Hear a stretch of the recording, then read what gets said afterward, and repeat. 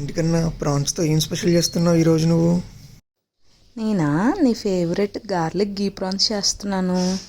దీనికి కావాల్సినవి ఫస్ట్ ఒక ప్యాన్ తీసుకొని మంచిగా ఎక్కువ గీ పోసుకోవాలన్నమాట. అస్సలు ఆయిల్ వాడడం ఈ రెసిపీకి, ఎందుకంటే గీ వల్లే చాలా ఫ్లేవర్ యాడ్ అవుతుంది.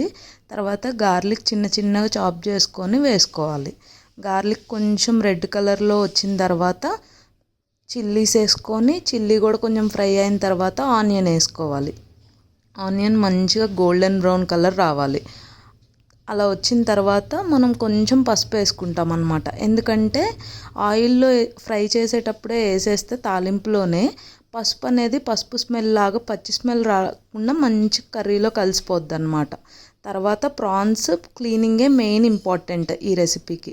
నీట్గా క్లీన్ చేసుకొని పైన నర్వ్స్ తీసేసుకొని ప్రాన్స్ వేసుకొని ఇందులో కలుపుకోవాలి. ఈ రెసిపీకి మనం 1 డ్రాప్ వాటర్ కూడా వేసే పని లేదు. ప్రాన్స్లోంచి వాటర్ వస్తాయి, ఆ వాటర్తోనే అవి చక్కగా ఉడికిపోతాయి అన్నమాట.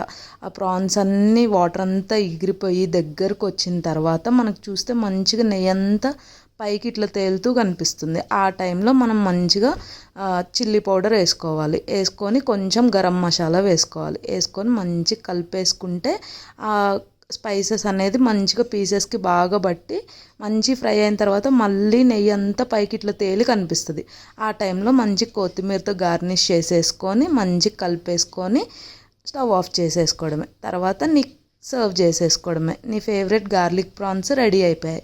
ఎలా ఉందో చెప్పేసాయి. నువ్వు ఒక్క ఐటెం చెప్పి ఇక్కడ 2 ఐటమ్స్ పెట్టావు ప్లేట్లో. అంటే నీకు ఇష్టం కదా ప్రాన్స్, అందుకే రోస్ట్ కూడా చేశానులే. సూపర్ ఉంది టేస్ట్.